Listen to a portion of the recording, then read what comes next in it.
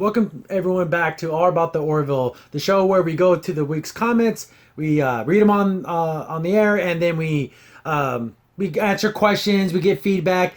This episode is going to be a little bit different because it was like a comedy-based episode, so not too much insights, but we're still going to read the comments and have some fun with you guys. That's what we do every week. Yeah. But the episode was a happy refrain, and it was all about Isaac and Claire trying to pursue a relationship. Pretty funny. I liked it. There was most people liked it. There were some people who didn't like it, and we're gonna comment on those. But for the most part, it's gonna just kind of be I want to say like comment after comment because there's really nothing to say except for It's the most cute and adorable thing I've seen on TV in a while. So we start off for anyone who's here for the first time. We start with the top comment, and then you work our ways down. The soul of the dragon. Seeing Isaac in his underwear and a wife beater made me bust a gut. Hashtag the stash was great. That was such a funny, because it's so, he's wearing clothes. He doesn't ever normally wear clothes. That was such a funny scene. And, like, just for Claire to be like, what the is going on? No, what gets me about Isaac, even though he says he's in humanity, when you give him, like, instructions how to do something, he'll do it, like, in such a way. So good, like, wow, you got it down pat. That's funny. And I'm shocked that most people like the mustache. Borders' mustache. I love the mustache. It's cool, guys. I don't care what anyone says. Kevin Jones. This episode surprised me in many ways. I did expect Claire to have her feelings hurt, but I did not expect Isaac to react the way that he did in the end. However, the way that it ended made sense for all the characters and surprised me. Yeah, I honestly, as the episode was going on, I thought, well, maybe they'll just come to basically saying this relationship can't work. I didn't think it was going to end with them like, oh, let's keep this relationship going. See, with parallels with this episode in Star Trek when Data was with that one girl in engineering and how they broke it off and that was the end and nothing came of it. I'm glad they didn't do that. I'm glad that Isaac and Claire get to be together. We'll see how long they're together, but hopefully it lasts a while. Cartoon fan 959. If I remember, Seth did say we would see Kalon. Then, someone responded to that. It'd be interesting. Yeah, I want to see that robot planet, and damn it, I say it every time, Bert Spiner needs to be the voice of whatever master computers like they're made. That would just be the ultimate fan. My head would explode. I would just absolutely love that. I think Refrain knows it too. That would be cool. Same commenter, cartoon fan 959. The song in the bowling scene was Centerfold by Jay Geelan's band. It's a nice that the ensign Turco again. Yeah, we got to see some of the other kind of lesser known characters again. Because Malloy was like, they're kind of on a day, kind of like... Malloy's like the third wheel. Yeah, that's funny. And Centerfold, 80s classic. 80s classic, silly song. Oh, he always puts good music fitting in the scene. Oh, yeah, McFarlane's all about music. He just absolutely loves it. Day Free. Nerdtronic made a good point. Without the Orville, commenters would be ragging on STD even more, Star Trek Discovery. But episodes like this that explore character and set them up for more story just goes to show what's missing in Star Trek Discovery. They had running and blinking lights, don't you know? But even putting Doomcock's carnal love interest front and center could not sway his wrath. And that's where we had our complaints. So we do reviews of Discovery. This overarching red blinky lights, red angel thing, it kind of takes away from anything that can happen in between. The thing is, when especially when you're just starting out a new series, you shouldn't do that. Because, see, in most Star Trek series, they don't do that. They That's don't have like the season finales. Exactly. It's too much. Do a 3 to 4 episode arc. No, these are full-blown seasonal arcs. Yeah, because they treat it like a movie. Yeah. That's the thing. Bleh. See, Orville does... And imagine... If there was an Orville like the commenter said, not only would we complain more about Star Trek, we would say sci-fi and television might be dead. Smart sci-fi. Yeah. So luckily for Orville is there, because we won't think that now. And we have a response to that comment here. Damon Morocco? Again, I apologize if I screw up anybody's names, but I always do. I was thinking about that point, and my opinion, without the Orville, Star Trek Discovery wouldn't have much free advertising as they are having from all the channels comparing both shows. In a way, I think Star Trek Discovery feeds from the opinions of people saying Star Trek Discovery did this wrong, it should have done it like this, and at the point to the Orville, I may be wrong though, still this week showed a great difference between the shows. Star Trek Discovery was meh out of 10. And the Orville made me realize that my house is hiding too many ninjas and I would like to chop onions around me. And I know there's so many, like, it makes you feel something. Yeah. To its credit, the last episode of Discovery, I felt bad for Suru. So I didn't want him to die. And the dynamic to him and Burnham, those scenes were great. They were, for the most part. But the consistency is with the Orville. Like when Laura left, I felt a little sad. And then, seeing Isaac try to save the relationship, because there is no scientific reason for him to continue this relationship besides he likes her. Never his kind has ever been around humans for this long. Yeah, for this. So maybe starting to pick up those tendencies just a little bit. Another thing too, when we didn't mention it, when we're talking about the new security officer, it's so funny about her. When you see her lines, were those written literally for Laura to begin with? Yeah, some people, but here's the thing, I don't think so. I think they figured it out, and then but the thing is, she wasn't a big part of this episode, so that character she's playing in this role could have been interchanged with anybody. Yeah, that's true. It was so like Alora centric that only her character could have done it. She was more of like being one of Claire's girlfriends to listen to her talk about stuff. True. But it's kind of one thing that she didn't say much. No. So maybe there would have been more lines if it would have been Alora. But we don't know that though, yeah. Because Alora knew them longer. Yes. And she's like the newcomer. So it's nice to see that she's one of the gals now. She's like part of the crew. Exactly. SJ Pace 1776. Not normally the type of episode I enjoy, but I was pleasantly surprised. Flip the Table was perhaps the funniest moment on the Orville. I actually had a lot of heart and didn't ignore the challenge in such a relationship for both parties. Now I want to see Isaac meet his own kind and see how his data collection has changed him. Maybe season 3 will see his planet. And then the response to that was from Nick Rakuko.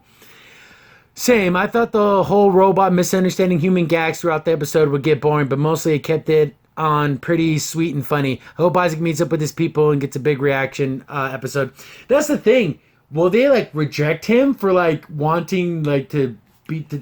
But they're just to start caring about humans? Well, the thing is, it's funny about his people because, in this episode, he kind of mentioned how they have different functions. So if they're not the ones that are curious about things, they might be like, oh, what's this? But the ones that want to learn more will be like, oh, that's interesting. See, I think it's going to break down like that. And they've never been around humans. Yeah. Other people, and the thing is, we've never seen another Kaylon. Are they all the same size? And because I think they're all about efficiency, so why make them different? Unless because they have different functions. Yeah. But just to see a whole a sea of Isaacs, do you think they have different voices, like male, female voices, and I don't know. I can't wait to see it. It's gonna be cool. That would be cool. F Cool D.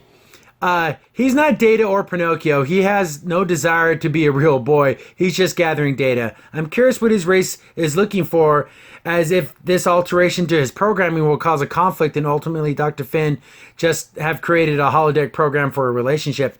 That's the thing, like we're saying, he goes back to his own planet. They're like, well, there's a anomaly in your subroutines. We got to get rid of that. What if he resists that? It's like, no, I want to keep those feelings if they're not really feelings, but his subroutines, there's gonna be some conflict here. I think it's gonna be cool. Well, I think he's more than Data when it comes to his feelings. Yeah, I really do believe that, because I think he is more because like I said, just the fact of learning, he's gathering, that's his whole mission, so he's starting to get those kind of feelings. Like you said, he has no desire to become real, but he's starting to collect those very real type feelings, if they can consider them it all comes to the old adage, when you don't want the feelings, they're gonna come at you whether you want it or not. So Tord Marcus Birkland Jacobson. I love that. That's a mouthful. By the way, I love this episode, and I'm Team Mustache all the way. Exactly. I love the mustache. It's so cool. Well, that's my B plot, but I love that. It just matches his face. Yeah, he just has that look there. It just gives him that look. And then we get Billy Deer. It always gives us really, really long, good, thoughtful, well thought out comments. Yeah. So we'll take them paragraph by paragraph. I can't remember the last time an episode of the television made me laugh so hard so many times. People can complain about the Orville not having enough sci-fi action all they want, but I can't understand how anyone wouldn't love that episode like this. No, when I laughed this hard last time, it was Cupid's Daggers last time I laughed this hard. And again, I think the problem with Cupid's Daggers, a lot of people like because it didn't have the heart in it at all. This had tons of heart. That had tons of heart, so I kind of balanced out that humor that made it, perfect. He continued, and first off, I'm pro mustache all the way. Me too.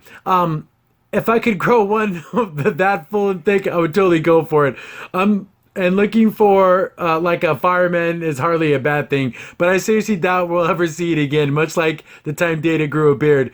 It was a good for a laugh, but it's not coming back. Speaking of Data, I was having so many flashbacks throughout this episode, which turned out to be funnier version, and in theory, that was the episode where Data was... Yeah, with that engineer. Where Data actually tried dating a crew member. I was also reminded of the goofy smile he had on his face when Dr. Crusher tried to teach him how to dance. And Data's Day. I like that episode. That was fun. It was like showing you how to do the waltz and everything. But none of that was funny as this. Speaking of which, in all the episodes in every Star Trek series I've ever watched, I've never once... in even the most dire of red alert emergencies ever seen anyone run through the halls of any ship as fast as Malloy and Lamar did. That was so funny. Holy crap, this had me rolling in my side splitting in laughter, much like when Kelly said she didn't drink during her work shift and immediately grabs 2 glasses of wine. She finds out that Isaac is the one Dr. Finn wants to date. They're 2 knuckleheads. And you love them. They're the 2 guys that work down in the shipping yard, and they're just fun guys. They couldn't wait till Isaac just disappears so they can just run into the freaking bridge. And they're like fighting each other to get up the stairs. That is a non-verbal comedic thing that Seth gets. Yes. And everyone laughs. Everyone thinks it's funny. Of course, there's people who didn't want a funny episode, but come on, that's just ridiculous. It's funny in the setting. Oh, yeah. Then, let's see. He continues on. The idea of Dr. Finn actually trying to date Isaac had me worried that this episode was going to be, in the end, on a sour note. But the fact that this episode title was Happy Refrain gave me hope for a happy ending. Seeing Yamfit getting jealous was a nice touch, as he's obviously feelings for her. Wait, she rejected me, but she's going out with that guy? Was certainly justified and hilarious. I really didn't think that their relationship had any chance until Lamar saved the day with that awesome simulation of Isaac as a human. I love that we finally get to see the face of the actor behind the metal plate, and damn, that wasn't exactly what Finn needed to really fall head over heels in love with him. I was kind of surprised that she would want to sleep with him immediately after that, but single mom with no man in her life, yeah, that makes total sense. I was a little shocked that she jumped straight from, we're dinner, it's sexy time now. Because remember, afterwards she explained, she goes that he's trying, and that's what matters to her. And she's so smart, she can understand he's going to be awkward. It's going to be because he's a machine. He doesn't understand all the little nuances and stuff. And it was cool to see the actor. You see him like on Twitter all the time. But when he's Isaac, he's it's that faceless machine. Oh, yeah. And it's cool to finally see the actual man behind the mask, which is cool. I like that. That was cool.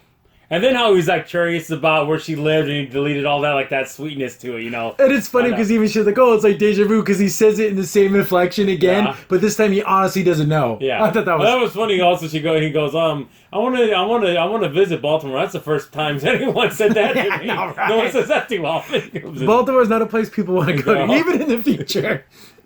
He continues on. I was so happy when Dr. Finn said she was in love, and that they were actually going to be a happy ending out of this episode. Then the chloral pairing marks the end of my research. No, why? Yeah, exactly. I'm like, oh, geez, no, Isaac, you jackass. But even more saying, she's going to be hurt. She's going to be really hurt, but you know? But he doesn't care. Because he can't have feelings. He's like, you idiot, you're supposed to be smarter than everyone. No, damn it. It was pretty surprising to see Lamar actually advise Isaac on how best to break it off, rather than explain why he should stay with her. See, he didn't want to make the decision for him. No. Like, I understand that he's like, how would you break off a relationship? He's going to just be an honest about it. He's not going to try to like, you should stay with her for this and that. If Isaac decided, that's what you feel like. If you really want to do this, this is how I would do it. Yeah. I could see both sides. I think Malloy, it would be that way. But damn if it didn't pay off, wasn't a laugh riot. Isaac sitting in Finn's couch in his dirty underwear, watching TV that wasn't there, waiting impatiently for dinner that he couldn't eat. And I love his clever twist on the line, since I'm incapable of stuttering, I assume you heard me. He's such a jackass. It's so funny. But after all that, when he used me, he goes, well, thank you for your time, doctor. As I said, I dare anyone to ever be in a relationship, and then you bring up and well, thank you for your participation. You deserve to get slapped so bad. You deserve it. I just don't. Thinking of the scene just making me laugh all over again. It's so funny. He even uses the P word, you must be on your period. Oh God, talk about a relationship suicide. Then after the whole performance, he just told her the truth, and then all the laughter just died. Stone cold dead, leaving only sadness and poor Dr. Finn. Damn it all, I actually thought we were gonna get a happy ending. Then we got the rug yanked from under us. It was so funny how I love how McFarlane he finds a way to do these turns on a dime. Oh yeah, because you have it's so good though. Because you literally went from a scene where Dr. Finn's like, "Oh, it was so wonderful," and I think this relationship's gonna work, and he goes straight to Isaac saying, "Okay, I'm done with this relationship." It's like, "Oh no!" His first story with him, I was like, "Are you kidding me?" Just an experiment. That's so mean. Yeah. It is. Oh my God, that's so mean to do that to someone. Yeah. At that point, I thought the best we could hope for is that Isaac's reconciling things to the point that they could be friends again. But Dr. Finn wasn't having any of that. Not to mention that the rest of the crew giving Isaac the cold shoulder, but he still is just a machine, so naturally he's just it's not really bothered by any of it. Then surprise, surprise, Isaac makes a mistake. But Isaac never makes a mistake. That's what's going on here. I was really impressed that they actually came up with such a scientific and unemotional explanation for why he failed relationship with Dr. Finn would affect his performance. Although it basically boiled down to programming conflicts with data on Dr. Finn and he previously didn't want any need to delete. It was a cold clinical reasoning in which Isaac is all about, and from a writing perspective, that makes perfect sense, and that's why I love it. It wasn't some mushy romantic Sherlock where the robot grows a heart and becomes a real boy. It was purely out of Isaac's need for operational efficiency. Sure, the rest of the crew and the audience can interpret their own emotional way, but the character of Isaac truly stays true to who and what he really is. And Lord Isaac has plenty to learn. And that's funny how we could take what's happening to a machine and then let that reflect upon ourselves. Like, but maybe to a machine, that's how that would be like love to him. Like, being like, he's like, I got used to you. Yeah. Like my subroutines, having you in my work. But I'm telling you, that didn't happen until he could even do piano lessons with her son. I think that's what really kind of like, wow, I can't even hang out with you anymore because he doesn't understand. Like, yeah, well, you broke up with me. Yes, there's no going back to being friends again. But like, as a machine, like, why can't? Because again, like, if you're writing a line of code, can't you just delete that and start back where you were? No, you can't do that with relationships and human beings. And maybe his own internal mechanisms, it is true that way. That's so cool. There is the sci-fi element. Yeah, and then at the end, he even didn't mention it, but even Malloy goes, "Well, he made that mistake. He doesn't make that kind of mistake. That's a calculation, mathematical thing. Yeah, that should be dead on. Regardless of what happens, 2 + 2 is 4. Yeah. And he shouldn't be saying it's 5. Yeah, exactly.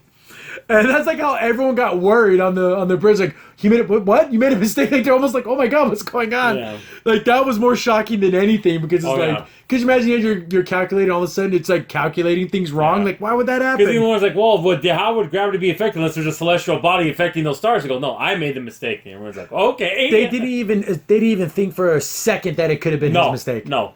Like, it couldn't happen that fast. Malloy was absolutely right. This truly is the weirdest ship in the fleet, and it's awesome. Oh, I'm getting to see Norm Macdonald's face, and the look on Dr. Finn's face when she saw him was absolutely priceless. To this day, I still struggle to wrap my hand around the fact that the guy who gave us the Orville is the same guy who gave us Prom Night Dumpster Baby song from Family Guy and fart joke, ow, that came out my penis from A Million Ways to Die in the West. Just how McFarlane's had a few misses. He's had a few misfires, but I think where the Orville shines because Seth MacFarlane actually truly loves science fiction. Oh yeah, that's his first love. It's a love that's in his heart ever since he was a young man. So he's not going to screw it up. No. Sure, he loves musicals and dirty comedy and like that wacky Western, but those are different. Science fiction, I think, it's solidified in his heart. And I can relate because it is my favorite genre. Yeah, me too. I like the genre of science fiction. Especially like a future that's supposed to be hopeful and optimistic too. And then someone responded to that comment. It's 1234 Twilighters, and he's talking to Billy Deerhead. You're a rock star of all of this. I enjoy reading what you said here. Exactly. I always enjoy the super long ones. Oh yeah. Because there's always really nice insights and different ways of thinking and everything. This episode a little less because there's not like the previous couple. We're more in depth thinking about. But it's always fun to read long ones. It definitely is. Private. Just saw it and I loved it. It was enduring and every scene hit the mark as intended. Yeah, it just seems like every note hit and every twist and turn led somewhere. And I'm glad this had a happy ending and it wasn't sad. I didn't want that. And then show them walking, holding hands into the environmental simulator. It's like, oh, it's so sweet. It's like he's honestly trying, and he really does want to have this continued relationship. I think it's really cool. Yeah. Underworld Dream. I really don't have much to say since it's not a sci-fi episode, but I will say something. So here's what I have. They should have had that each time that you see Bortus, and there'd be more hair on him, much like the first Ash, and then a beard, then a big bushy eyebrows, and his long hair, so it keeps to the end to look like a Star Trek Klingon. Bortus asks if he looks silly, and Gordon says, everyone loves the look, it's classic, but at the end of the episode, he has to shave it all off. That'd be funny if he kept growing more and more hair. But he didn't want that, so they're not going to do that. Gonna look like a Chewbacca. That'd be funny. That would have been funny, too. That would have been a funny little twist. Gordon asks Captain Ed... Gordon asked why Captain Ed said that. The higher-ups thought it looked silly and told him to shave it. Gordon comforted Bortus and said, regardless of what the higher-ups thinks, everyone else loves it. Then basically he adds a jab to the higher-ups, something like, I'm betting they are having the messages flooded by people complaining about their decision. Sometimes the higher-ups make the wrong decisions. And is that right, Captain? I'm sure they made plenty of bad decisions. And Ed replied, I won't know. I've never made a bad decision. Just ask everyone on the Orville. Basically, a jab at I'm pretty sure he means STD, Discovery, to shave their Klingons as a joke to how Bortus looks like a shaved Klingon.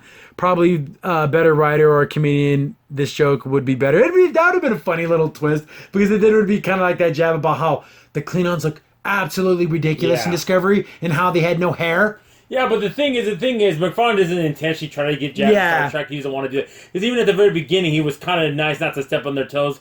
You know, and if he does, I think they're going to be even more subtle than that if he does, but I don't think he's going to do that. They, again, for those who don't know, who aren't watching Season 2 of Discovery, the Klingons do have their hair back. It looks even more ridiculous, especially on L'Rell. Yeah. It's a damn clown wig. Yeah, the thing is, only one of them, only that the old man, he looked cool. He looked like a Klingon. He did look like a Klingon. Because he didn't have that weird spherical, like he actually had ridges and stuff. Exactly. So, I don't know what they're trying to go with that, but yeah, that would have been a funny little take on it. I know, because he likes the Klingon because they say Bortus. That would have been funny, but... You can make the parallels between the Mocklins and the Klingons. Oh, very much so. If you can't see the parallels, I don't know. I can't help you. Yeah, there are a lot there. But it's kind of tucked to ridiculous level some of the things, but that makes it funny. So, Ro, head up. Though even the doctor was not the smart in not realizing that Isaac was trying to do with his caveman routine, she could have tried reasoning with him and in general handled it much better. And given the amount of experience in her life, she should have. Any sufficiently developed AI could theoretically develop emotional responses because it has the ability to learn. We even have real life examples of things like this. For example, do you read a story about how the Facebook internal AI agents was developed their own language and programming to do not know how to interpret it? Isn't that funny? Remember they did like that online AI thing, and it was like learning from posts. Yeah. Then it became like super racist, or didn't it like? Yeah, it's so weird. It's so weird because I think it was getting so much information, it didn't know how to process it, and it just spluttered out all this kind of like really bad stuff. And now the 2AA developed their own language, it was faster for them. Yeah. They go, oh, we're not stopping this right now. You're not doing that, but yeah. But when you're talking about emotions, yes, Dr. Finn is incredibly smart, but she still has her heart in this, and it's like. Is Isaac, like, she has to know that, of course, Isaac can't eat food. Of course, he's not waiting for his dinner. But why is he trying to intentionally hurt me? Yeah. And I think that emotional connection that she thought she made that didn't exist, it just broke her heart. Yeah. So that's why she didn't respond like in a... You know, and she wanted to go eat that place, and he goes, well, you know, you shouldn't eat anymore. He's like, well, you're going to have to apologize. That's awful. What did you say that for? It's just, I think the whole shock of it kept her from responding. And it doesn't matter how smart you are, her heart's in it, she cares about this person, and, you know, it's like, come on, it's going to hurt you. Yeah, no matter how smart and intelligent you are, if someone really, truly hurts your heart, your emotions are going to take over in that scenario. Exactly. Xena the Tress, so Xena the Third. The stash looked fine, but Bortus having facial when his species didn't have hair was hilarious. Copa liking the mustache, and when Clyden hates it was great. Yeah, like his son was like, I think it looks awesome. Copa, well, thank you, Topa. And he looks up. See, that's all that matters. It doesn't matter what else They're staring in admiration. Oh, yeah, that's what it is. I can't get enough of it. I love his detective stash. It says. The episode was pretty fun. I got a little bored on first watching because for some reason I was expecting more action. But on second watching, the character interactions and explorations were adorable.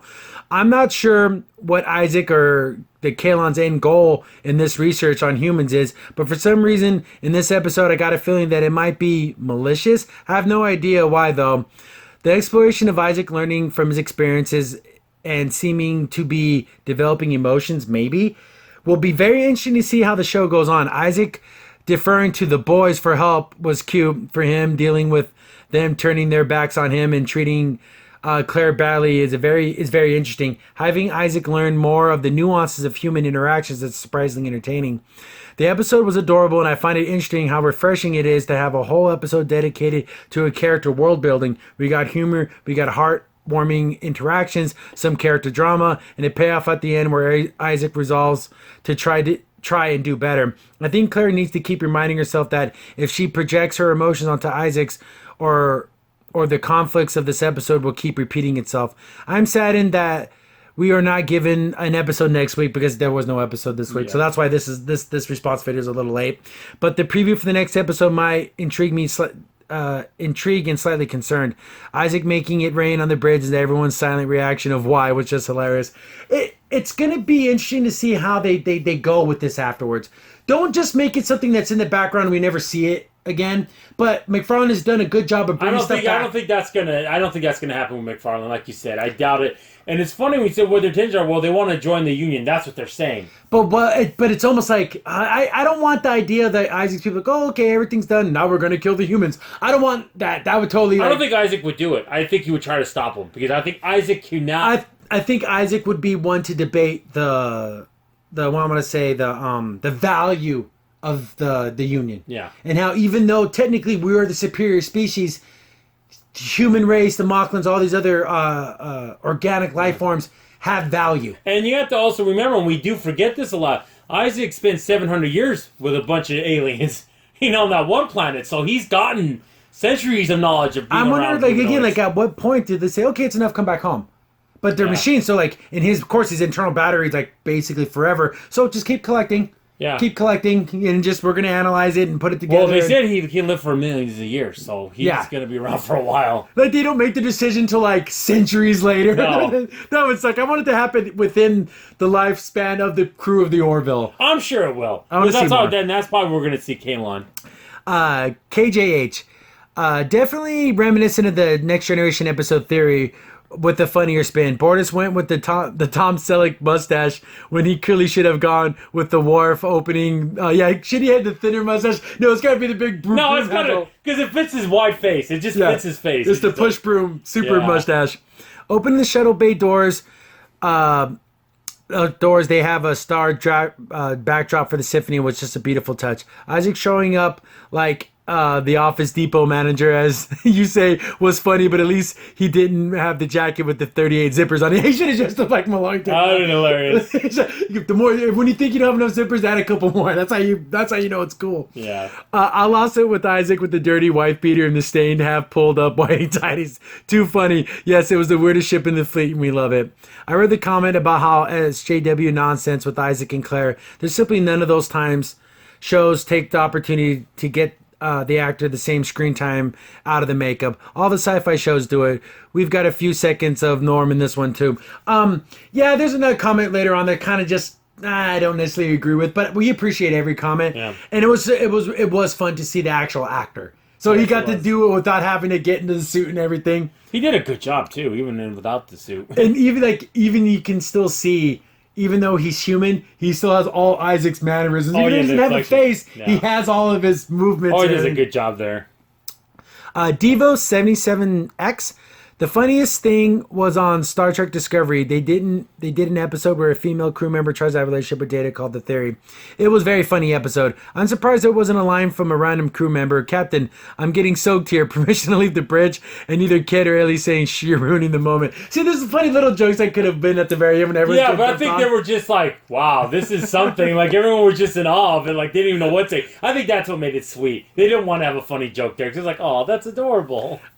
We got Toward Marcus Birkland Jacobson. It's sci-fi. It's like the movie Her. That's the one where the guy falls in love with the AI. Yeah. And it's Scarlett Johansson's voice. But that was a little different. Creepy. That was just creepy. There's nothing creepy about this at all. Was that Jake Gyllenhaal? It might have been Jake Gyllenhaal. When he wanted to bang his phone. Yeah, that was that movie. A little bit different. Yeah, that's a little different. Joe McLean. Watching Lamar and Lamoy sprinting down the hall after hearing Dr. Finn and Isaac was the funniest thing I've seen on this show. Very cute and adorable episode. Cameo by Norm Macdonald was cool too. Great episode. Yeah, just a fun episode.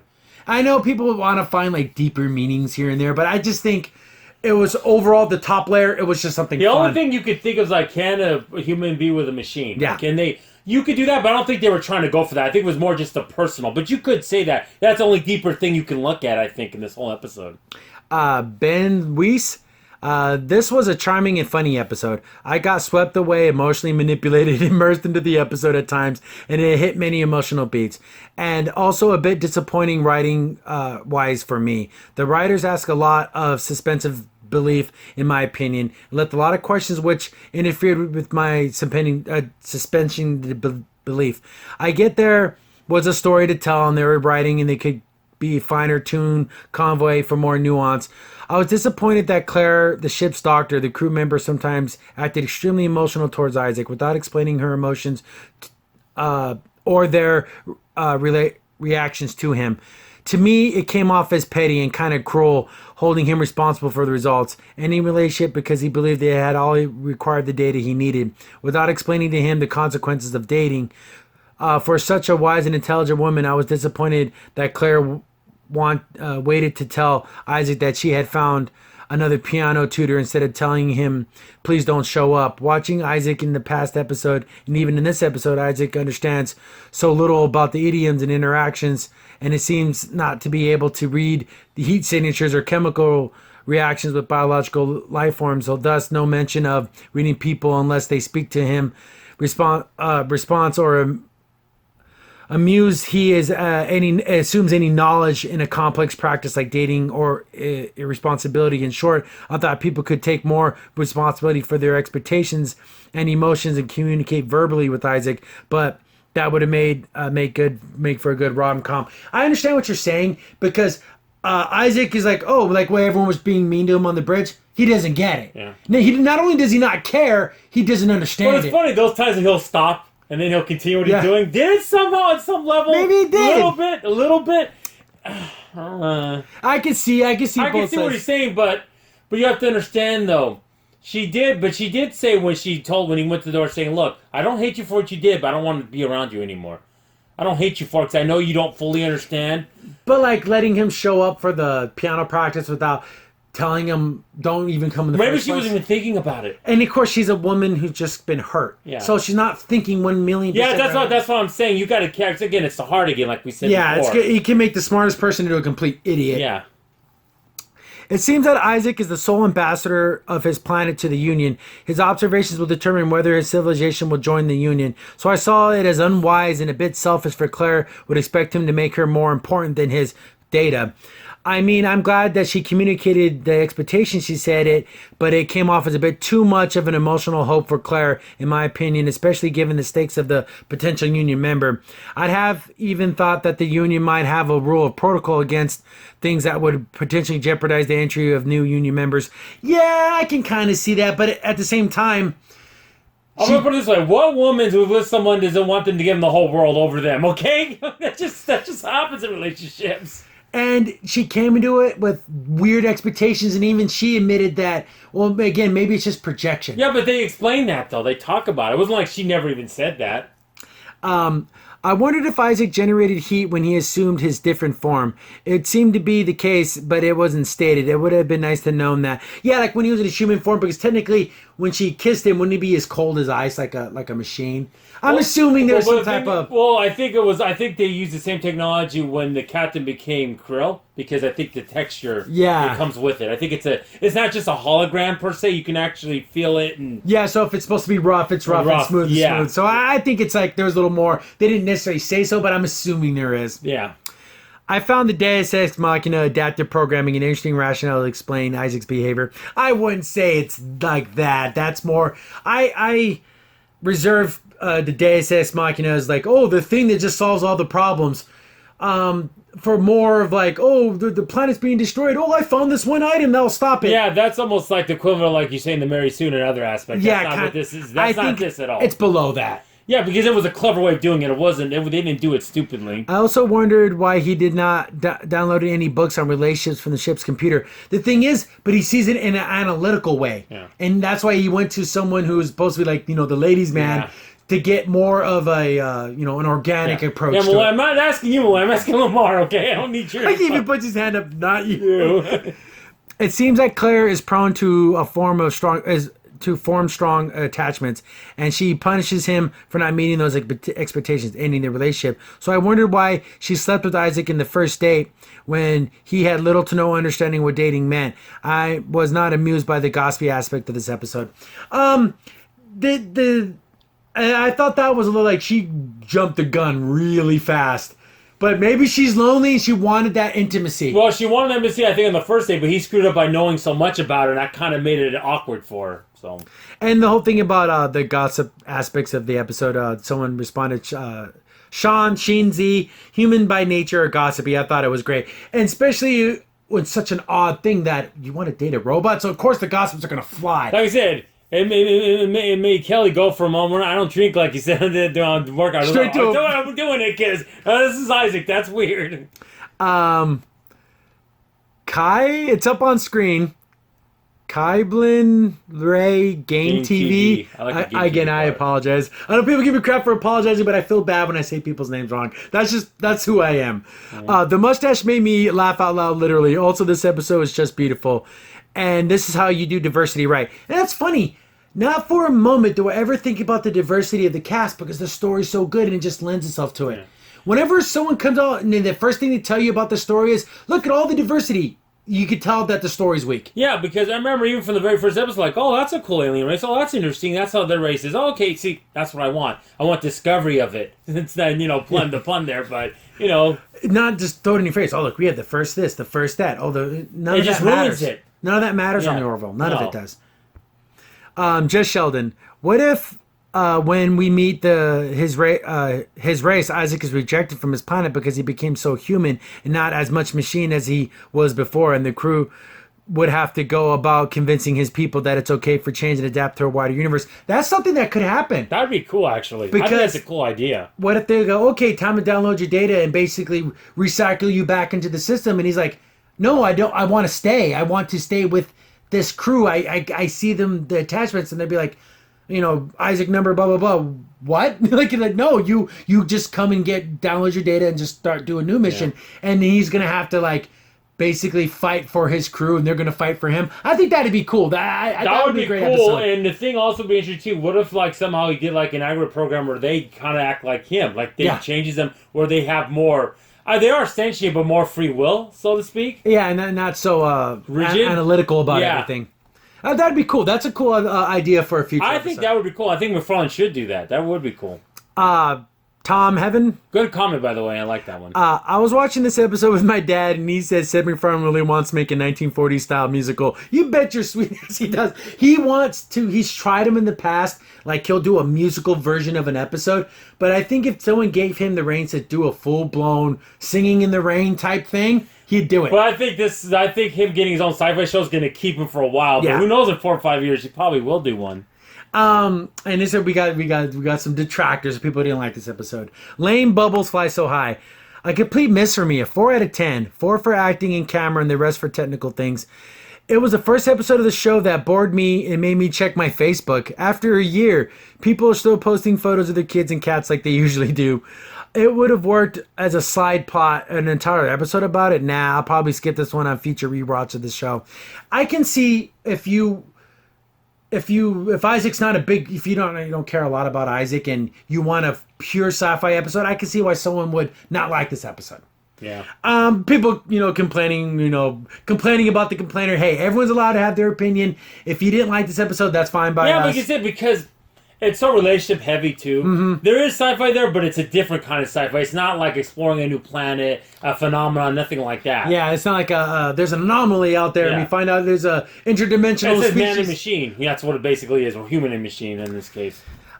J Sitch. I don't know how you say this because there's a little symbol over the S. So, I really can't help but to see this episode as something that sets to prepare us for something crazy that we will unfold with Isaac will eventually return to his home planet. Just imagine what will be the reaction of the main computer when it runs a diagnostic on Isaac after he returns and his weird subroutines that did accommodate for the interactions with this single biological life form. The weirdest ship on the fleet, no doubt. See, I think that might be either it's going to be like, oh, anomaly, let's destroy this, like get rid of it as. Or they're going to be curious. Or they're going to be like, oh, let's see, let's push it some further. Let's see if we send out more of our people, see what kind of things they can grow. Hopefully, Isaac's race, they don't turn out to be quote unquote bad guys. I think they're just going to be more knowledge. Knowledge is fine, as long as they don't, like you said, want to hurt the Union or anything like that. Again, they might see it as a danger to their very beings and then shut everything off, Could be. Or they can, again, I don't want them to be like a Borg type situation where they're like, okay, none of this crap we got to destroy. Well, it would be cool if when he gives his final report, because they haven't been getting reports at all, and all of a sudden they send the ship and we get to see what their ships look like. I wonder if they're going to do a play on the Borg, whether it be like cube-like or just like trapezoids or I hope something. they're like, they could be blocky, but they still have to look like a different ship. It can't be exactly a Borg cube. Go on, there should be a Borg cube like in the far background, just barely, just a little bit. That'd be funny. And then we actually got a response to this comment from Killed Kleideruk? Again, I apologize. I can't see anything good coming from this, which sucks because Isaac's my favorite character. I couldn't help thinking the same thing about his mission, too, though. Will he turn out to be baddies in disguise? A happy ending to things is rarely happening in storytelling. Again, I don't want the Kalons to be an enemy race. No. If anything, saying, Isaac, we enjoyed everything that you brought in, but we don't think we want to join the Planetary Union. Well, we won't be enemies, but we won't be part of the Union. I can see that happening. I do not want them to be bad guys. No. That would break my heart because I like Isaac. Cartoon Fan 959. Notice the scene where Tyla and Kelly listening to Claire describing her night with Isaac. Those are some great facial expressions, some great acting in there. This episode fully established that Tala is part of the gang. Often wonder perhaps heard the dialogue were intended for Alara and just as Talas say them without much of a change. And that's a funny thing, you kind of brought that up too. I'm thinking it was probably pretty interchangeable. Yeah. Because I don't think they went too specific. I think there might have been more dialogue if it was Alara, but since they kind of swapped I think it's a lot, like you said, I think you convinced me that it's a dialogue for her, but it would have probably been more. I think there might have been a few more lines. I think that'd been different. K&K Let's Play and Reactions. His subroutines have become accustomed to her sensory input patterns. Totally Data. That is something Data would say. But they didn't say that. He just deleted and that was the end of it in the episode. Oh, there's Spot, and he didn't even really care. It's like... See, I kind of like how you took something that was so familiar and then set them in front and say, you know what, I'm going to take it the other way. Instead of it just ending, I'm gonna continue it. Yeah. And I think that's cool. That is, but again... To see, I could hear Data in some of these interactions. That's something like, oh, okay, let me do it this way. Ruto? Again, I'm terrible. The character development in this show, I feel, outpaces Star Trek. Seth definitely understands this. I'm looking forward to seeing where these stories will lead. I want to see how these things affect in the long run. And like I said before, they do callbacks to season 1. So things have lasting impressions. The only things that kind of was technology. Remember the teleporter thing? Yeah. We don't know if they even still have it. And that thing that can make things age really fast. Yeah. They haven't brought that up again. No. So besides that, but actual character stuff, they make connections. Yeah, like I've been rewatching season 1, and you could see right away, right after the Battle Girl, you see a Boris taking off his ship early. Like it started then, We didn't think anything of it though. See little comments like that. Rohetta, is Dr. Finn the only adult on the ship? Really, the others were behaving like teenagers in this episode, running along from the engineering to the bridge just to spread gossip. Really mature. Should these people really be entrusted with the starship? I think I can understand what you're saying. But this is Orville, though. It's the Orville, and we're talking Lamar and Lamore. Yeah. These two guys, they're kind of knuckleheads deep down inside. They're giddy little gossip. Yeah, okay. Let's talk about the conversation they had before, even before Isaac went down engineering. Malloy wanted to make it more like he said, like a Corvette. Like I want to feel it, like this is. Yeah, he's like, can I? When I hit the gas, I can feel. He's like, What are you talking about? Give it a little punch. I was like, no, how about I just keep it the way it is? This is a starship, not a car, okay? Get out of here. See, they have dumb conversations like that all the time. That's what they do. You gotta be in the moment of these characters, and we've come to love and learn them, and I think it fit. In this universe has been established how it is already. This isn't like Star Trek where all that would be totally out of place. Power OFK. This episode was hilarious. Seriously though, when people realize to never ask Malloy for any advice other than flying, and of course Lamar is the guy that everyone asks about relationship advice for some weird reason. Still though, Isaac dressed in his underwear and wife beater was comedy gold. It does make sense that Dr. Finn would fall in love with Isaac though. He's the only one on the ship smarter than her, and probably the only guy she met who's smarter than her too. And yeah, that's so funny because he's basically a never-ending supply of knowledge. Yeah. There's nothing he doesn't know or can't learn. But what's kind of funny that we mentioned Finn is pretty smart, but what's so funny about her is only in the first episode she kind of had that little bit like, oh yeah, maybe I'm here for that, just overwatching you, because she's more experienced to be on a battle cruiser basically, and she's not. See, but now I think, I think that's just an interesting point, like he's saying here too. But yeah, like the whole thing, like I think that's what it was, that she was smarter. But at the same time, they haven't used it again. It's never, you really don't see that. She's not that because arrogant. even Lamar's super smart. Oh, yeah. When it comes to like astrophysics and all that stuff. They even said he's almost as smart as Isaac, too. Yeah, he is when it comes to certain aspects in certain fields. But the fact that, Malloy, no one wants Dr. Malloy unless it's like silly, stupid crap or flying the ship. Everything else is like, I don't need your advice. He makes nice simulator programs, too. Oh, yeah, that's because he made that ogre that was in the first episode. Slicer Neons. My slow internet thrice crashed. It took me until Sunday night to get this episode to work, and I'm late to the party. I'll make up with the text wall for the record. I like the mustache. Fits his character. Glad to know Banana survived the anti-ray from episode 1. Remember when they aged everything super fast? So, like the banana just instantly turned to dust. Such a fun, hearted episode. An alternate take on the theory from Next Generation. The recitals and symphony concerts in Orville is spoiled. Only issue is I would have liked someone mentioning the symphony earlier. I could have gone on further from each moment, which is the point of that made each moment is spot on. Nothing too long or missed the mark. Great example of proper cinematic pacing. Yamfit getting jealous stands out. Not sure if it will work out for them, but it'd be interesting to watch. Maybe in a later episode, we'll have Isaac try to create an artificial emotions to understand people better, to help in the relationship. Nice to see. Not nice as he is, Dr. Finn goes better with Avery Brooks now. That wouldn't she be a great guest star? And again, Avery Brooks is a cool dude. Oh yeah, he's a weird dude. He's out there. He's really out there, man. Nice guy, but yeah, he's out there. It's super fun because Seth MacFarlane has the ability to bring in all those kinds of people. Yeah. I would love for that to be a scene where he's on the ship and he's like kind of like hitting on Dr. Finn. It'd be funny just to see that dynamic because we know them as. I don't know if they did that. How many takes that to do without starting laughing because it's so ridiculous. We were together in these places. What is this? But that's what makes it so much fun. That's why I love the Orville so much. It's all that fun stuff is possible. And Mark McFarlane loves all these like Star Trek people. Just bring them in. He loves bringing them in. So. Negative about the episode is Kelly. The more I hear her bring up her marriage with Ed, the less I like her. Always mentioning his mistakes, saying that he's an unemotional, which is not the captain we know. Though maybe it is a form from his divorce and changing him. Publicly mentioning his imperfections. Wish it didn't bug me as much as it did. Final thoughts. Who was to dry up the bridge? Yeah, exactly. I'm assuming there must be some type of thing where like he just heats up and gets rid of the water. Definitely. But it's funny you mentioned that, but in the first season, McFarlane kept mentioning the fact that she cheated on him. So maybe that's kind of a turnabout, I think. How about those flyby shots? They clearly love showing off the ship, and they have the right to do so. Love the binary star, gorgeous. Not Trek on CBS could have learned a thing or two if it isn't too late. Only downside would be that they overdo it as it is stock footage.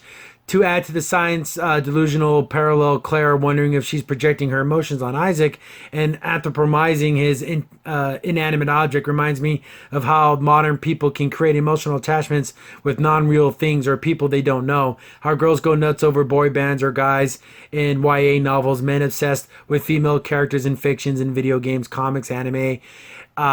The bae or waifu phenomenons. Guilty myself considering X-Men's Rogue. People fascinate with celebrities they'll never meet. It is good or a bad aspect of human nature to create bonds with that it isn't alive, or a fantasy interpretation of other people. I don't have an answer, but it's an interesting thought. That's just human beings. People make connections with their cars, yes, their clothes, their things, their TV, their objects, and they. But this talks back to you. That's the funny thing. It can talk back to you and interact with you and actually. And you can't control the outcome. No. Guess what? I tell my Xbox, hey, screw you, Xbox. It's not going to do anything. And the thing is, it's funny because interesting point. Even though it's right there in front of you, it's still far away in another way too. Just like he was saying. Interesting little point. I didn't even think about that in the terms like your favorite celebrities, your favorite bands, stuff like that. Yeah, like you can see this every time a celebrity dies. Yeah. My mother, God bless her heart, if a celebrity dies, she is literally sad for days. Ma, you never knew this person. Why? Like, you can be sad for the loss of life, but no, she said like she lost. Yeah, the only time I did that with celebrity was Leonard Nimoy and Stan Lee, where I was sad for a little while. But the same thing, like you never knew the man. But I've seen him. I met the person, but yeah, I never knew him. No. But that's funny how we make those attachments as human beings. That's just, I don't know. Well, why do we do it? We do it because we're crazy. That's why. That's the reason. Funny that this person brings up X-Men's Rogue. The next commenter, their icon was Rogue. Dun dun dun. Coincidence? I think not. Yeah, cute nerd. The mustache was cool, and I'm team mustache. My mom and dad had something similar when I was like 12 years old to the same effect. No kissing till it's gone. It went. And as to Isaac and Claire's relationship, I don't know how I feel about it. I'm happy she's happy, but getting attached to a machine that can't feel the same. But it's interesting prospect for a robot to gain sentience. In some way, though, Isaac is very good for her. He makes her feel good, but it's like dating a laptop for the warmth that he can give you. I hope that this ends well. I like him and hope that this ends well. I can, as human beings, we always want to see like bad things. Like I can only see this ending in disaster, but maybe they grow to learn to appreciate each other better, and maybe they don't continue a physical relationship, but they can always have that great friendship. Maybe that could be the end of it. The so funny thing is, like even like we talked about before, callbacks. Remember season 1, the one where they get trapped on that planet because they have to crash land on that moon, I should say. Yeah. She was talking like saying, "Well, I haven't found the right guy." That's why she did artificial insemination. So was that kind of an indicator of what was going to happen later on with both of them? And I kind of see the thing is, a lot of people, some of them when people complain about this episode, oh, she just she slept and everything. She also loved the way that he interacted with her boys. Yes. So it's weird. He's the best and the worst father. He'll never hurt them. He'll never do anything wrong by them. But at the same time, he can never truly love them. Yeah, he took on that planet. Then remember the one where she protected her older son from this being accused of getting that vodka from the replicator. It was the other kid. He proved it. And that made her like, oh, wow, you stuck up for him, Something that, so you must care about them. Yeah. But, like, it's like, oh, it's just the truth. It's just the facts, yeah. But you can't help but see it as, like, almost like a protector. Yes. And that's kind of, we all want that. We want that relationship. We want that person to be the things that we feel like we're lacking. Yeah. And I'm kind of surprised no one mentioned his outfit in the first day. I like his little white shirt he had on, his little polo pants on. That was cool. A couple people did. But then again, it's a little tiny part because there's not much to talk about. Yeah, it's just a funny little outfit. Yeah. Dagu, man, I love this episode as well. It would be cool if they take this part from Star Trek Voyager, a portable AI doctor, but the Orville, Isaac would have to have a portable simulator graphed or installed onto his being to make him have the ability to have human form anywhere on the ship. Yeah, like basically the hollow emitter. Yeah, well, they remember, like I said, they could do it on the Krill thing, but would you want that all the time, though? I mean, it's still not him. Yeah, it's cool. It's cool, but it's not him. Yeah. But I would love to see him in a union uniform. How fun would that be? I just want to see it, okay? It'd be cool. Maybe it'll happen. He'll do it a couple times. We'll see. Shinzi. Yeah. This was better than with Data. Data is just a robot built by humans that wanted to be human. He's an android. Isaac is from a planet where he wants to study humans in order to decide to join the Union with no incentive to become human. Huge difference. And this was awesome. I guess there is a difference, but at the same time, they're both trying to understand humanity. Yes. Data still has a want to become it, but the desire to learn is the same, I think. Yeah. Maybe even though the goals might be different, they still going about it in very similar ways. Yeah, but Data doesn't go around saying, well, I am superior. Yeah, he doesn't say it to anybody. Yeah. He has manners. Manners matter. Yeah. Isaac does not have manners. He doesn't, not, at least in the aspect of he's not going to make you feel better about yourself. No. He's not going to lie to you. He's going to be like, no. Like, I love that when Finn's like, oh, maybe I can repay the favor and help you out. I don't see how that could be possible. He's such a jerk. I love it. It just makes me laugh that he's so cold. And she's trying to be nice to him, and he's like, no. Luna Maha. Okay, put STD is better. No, thank you. It's not. It really, truly isn't. No, sorry. If this is the first episode of Orville you ever saw, people be like, what the hell am I watching? You had to have learned to love these characters for this episode to be good for you. This would be a bad first episode. I would say as much. But the thing is, wouldn't be as bad first episode as the first episode of this season, though. Because at least there was heart in it. You know what I'm saying? As opposed to the first episode of the season that was kind of flat. Yeah. Have that. Will Adams, he's our other commenter that always gives us really, really big comments. I find myself agreeing less with Will, but I appreciate your comments. I can understand where you're coming from. But even if I really, really disagree with you on this one, but we're going to go through it. Okay, I'm a bit in a bind. After hearing how enthusiastic you are about this episode, it reminds me of kids who believe in Santa, and I certainly didn't want to disillusion you. I think you're selling us a little short on that one. I mean, come on. Santa Claus, are you kidding me? That being said, I find myself in a position similar to film critics who watch films that can't help but point out the tropes. I never do that, by the way. I love The Quiet Place, for example, and even though at some level I noticed the tropes, it didn't ruin the enjoyment of the film. It's sort of the same here. I really loved this episode, still no better than Majority Rule, which I still think is probably... that About a Girl, my two favorite episodes. Yeah, that Majority was probably slightly more favorite for me, but yeah, it's up. That's one of the best. Isaac is a fun character, and everything the two you pointed out about him, I agree. I also love the way that they worked Norm's blob into the episode. Kind of like simply could not understand how a doctor could find anyone but him attractive. He was shocked and acting was great, even though he was reacting as a blob. Yeah, you just had to look like, huh? Oh, his little face is all, what do you mean? Yes, you are? What's going on? I'm surprised he didn't I know, Isaac, I'm going to kick your ass. Like he's like, oh, I'll try the same thing. And just Norm Macdonald is just so funny. I will stand by Norm Macdonald's the funniest man alive. He's up there. He's definitely in the top. Check out his, just go on YouTube and his podcast that he does. It's raunchy. But it's funny. It is completely not safe for work. The ones when Super Dave was alive, oh my goodness, those things are so funny. He would get his goat to get him pissed off. Oh, it's comical. And he's funny too, but he's just as dirty. The Magnum Bortus mustache made him look like someone about to audition in The Village People, and I did laugh at that. Agreed, I laughed a lot during this episode. All that being said, now I have to address the elephant in the room that I mentioned last week.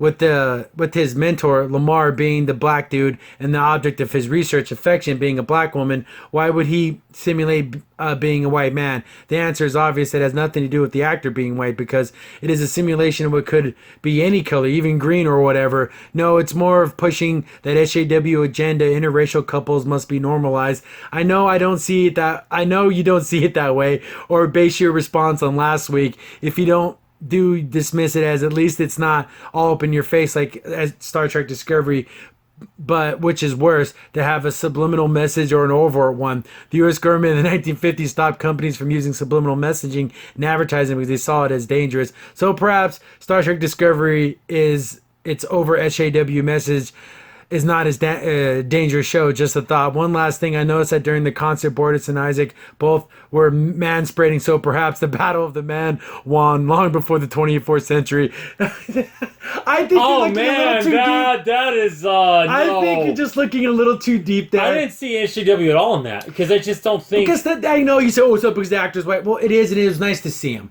Because as an actor who's portraying a character where you never see their face, it's kind of disingenuous to the actor. Yeah. But he does such a good job. Now, if Claire didn't like it, then yeah, they're trying to make that point. But that didn't happen. If that would have been awful if like Claire like rejected him because the way he looked. White? Yeah, that would have been. Well, how awful would that have been? Yeah, but that's not the point they're making at all. I know he's saying it the opposite. They're making like interracial. No. I don't see that way. Because even Lamar said you're kind of a conservative guy, so he figured I'll make you look that kind of clean cut. Yeah. That's what he was thinking. It was even funny, like when Lamar's like, oh, on a date with, man, well, like he just like whatever you're into. Or object, I don't know. I don't know, whatever. So I don't think they were thinking that. I think you're trying to find something that's not there. Even if there is, if you go check out, YouTube has a comment posting, kind of like a mini Twitter. I post a lot there about things that I see, especially about Captain Marvel and like The Last Jedi. I see a lot of crappy SJW bullcrap and a lot of stuff. Oh, it's obvious. I just don't see it here. No. I really, really don't. I mean... And McFarlane did a good job on the show not to have any of that in here. Even though you can make the argument that happens a lot in Family Guy all day long, but not here. You don't see it. So, Nick Rukuko, the ending had me tearing up. P, who else was surprised at the holodeck function on the bridge? I don't know. Maybe I tilt my head. It would have been funny if it was just set off by a fire alarm and a rain effect. It was, again, and I responded. It's like he actually literally changed the environment, so it was actually raining. Yeah, it was. It wasn't just a simulation. It was actually happening on the bridge. And like other person brought up, who's going to mop all this up? How do they clean it up? Oh, they'll figure it out. They'll have some kind of like machine to do it. You know what would have been really funny at the last end of the episode, like after the credits roll, you just see Isaac with the mop bucket having to clean up because he's the one who caused it, just for a couple seconds. I thought that would have been stupid. That would have been funny. That would add to the cuteness, but no. But like a classic like mop and bucket you see a janitor today would have. And I said it before. You need to go on the Twitter and they show like how the actors had to go through that. It was so funny.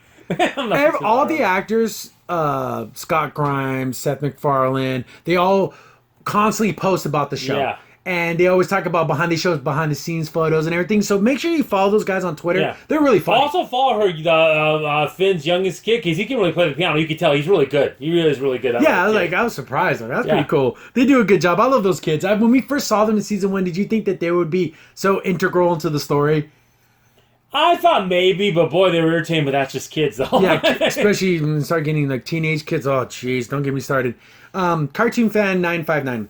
Another thing, Kelly's a liar. She says that she doesn't drink during work hours, yet we see her do that. It's funny because that's more like, oh, I'm the first officer. I never do those things, but she does. Well, remember in the other episode with this year with Mercer, they had a drink too. Yeah. So. But it's like a little drink too. It kind of mixed together. It's kind of cool. Rodriguez. First show I didn't like. I hope it doesn't continue in this pattern. I think that these types of episodes, they couldn't do this type of episode multiple times. This is a once a season type episode. Yeah. Because it was a little too focused on nothing sci-fi really. Unless you start thinking about like robots and feelings and humans and but that, I don't know if that was the message they were trying to convey. But yeah, you could. That's the only thing you could think of sci-fi in this episode. And again, I think we're gonna start getting more like those actiony type episodes, and we had a few of those too. So, Dinu 22. Come on, guys. Even though that this was well done, it's no more than a sex toy dildo. When you look at like in the future, it demeans both Isaac and Dr. Finn. At least. Slime being is a living organism. Considering Isaac is quote unquote a sex toy, he's more than that. Wait, he's an intelligent sentient being. But no, thinking about Yampik, which is funny and slime. I wonder if we saw his homeworld. I wonder if it's just like a bunch of like just blobs everywhere. Is it like the Founder's homeworld? Yeah, so it's just all together, like an ocean of whatever. He's like the first thing, that was my mom. Now it's my brother. Okay. It's such an odd, like how even Captain Mercer's like. I don't even know. Whatever it is, it is. I'm not gonna even try to figure out how you guys. I want to see his homeworld. That'd be funny. It's like a big green booger. That would be funny. The Slimer planet. Yeah. Nuki, upvote for Bortus's porn stash. On a side note, imagine the porn stash in the second episode of the Orville. Would have been funny. Go thick mustache. That would have been amazing. That made me laugh. That was great. That was a good one. But that's the last comment. But that would have been so funny. That was a perfect comment. Him with his little fantasies, his big old mustache. Yeah, this show makes me feel. It makes me laugh. I'm having a great time. It's just I'm so surprised by this show. Every week, I'm just brought to like it can't be as funny as this other episode. Damn, it's even funnier. So far out of we're going on 20 episodes plus now. There's not been one below average episode. Yeah, where I was like, oh man, that was awful. They've all been at least C. If you want to be real critical, C+ to A's. See, I can understand people not liking this episode and Cupid's Dagger because they were just super funny. Yeah, see, even especially that show, I can even see it more because there was no sweetness to it. It was just fun. Comedy. Oh my god, it was so funny. Yeah. Hi, Dar. I know the two aliens holding hands at the end. I want to tell my parents. No, don't tell them yet. Yeah, there's a war going outside and no one cares. But I want to see. I think because Seth MacFarlane loves science fiction. He's going to use things that happen in this episode are going to be plot points in the future. Yeah. Something with Isaac's planet. Maybe after getting this report, they're like, oh, we're pulling Isaac out. Yeah. And then I want to see Captain Mercer, and I want to see them fight for Isaac. No, he needs to stay. I want to see something like that. That'd be funny if they go to the planet and Finn's with him, and then she has to, like, well, he doesn't have a family, obviously, but, like, how to interact with him, it's going to be like, oh, okay. See, it's so weird. Do you think it's like a bunch of them robot-style people walking around a big metal planet? Do you think there's anything? That would be weird. And now, contrastly, will it be the episode where they go to Earth and he goes to Baltimore? That would be funny. Yeah, they should go to Baltimore and do like a sightseeing. That would be fun. I'd like to see that. And even if it's like told like in crappy like slideshows on people do when they go on vacation, it needs to be something ridiculous like that. Yeah, that's what I'm saying. But see, I want to see that because I love these characters. Unlike Discovery, I only like a couple characters. I want to see Isaac in a Baltimore Ravens hat, like, oh, like he buys like souvenirs. I wonder if they still have football in that time. Who knows? Damn it, yes they do. I don't know idea, but well, they still have TV, so. But they're probably it's too barbaric or something stupid like that. They did that in Star Trek too. Yeah, Enterprise had it, yeah. But these comment videos always make me laugh. They're always fun. I love reading everyone's comments. We're over an hour. Yeah. Because there was way more comments on this one than I thought there were going to be. I thought it'd be very little, but yeah. Yeah, so we're going to keep doing these every week. I skipped a couple days because there was no new episode, so I wanted to give it like a couple more extra days. Yeah, because we had time. Yeah. There will be a new episode next week, right? Yes, that's what they said. So yeah, back to the same schedule. Let people know. If you comment on the videos, we'll interact with you guys.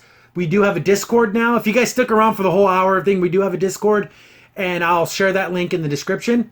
And I have a section for Orville, for just the podcast in general. You can give us ideas. But yeah, we can interact there too. So if we start getting more comments there, I'll take comments from there and from the actual YouTube video. So unless anything else you wanted to add or the thing is, like I said, overall it was just a fun, great episode, and it was just and the scene when he's up there, like they were talking, and I'm like, yeah, someone did that to me, I'd probably break the ribs. She goes, oh yeah, I think that's understandable, and she really can do it. That's what makes it funny. Yeah, she could. If anyone who isn't like Bortus, I'm pretty sure she can just rip your arms off. Yeah. It just wouldn't be that much of a problem for her to do that. But I've been your host, Crimson Sin. Everything PCA. Thanks for watching, guys. See you later. Bye. Crimson Sin here. Thanks for watching, and be sure to like, sub, and share. Also, for the most up-to-date information about the podcast, follow us on Twitter at C15 Podcast.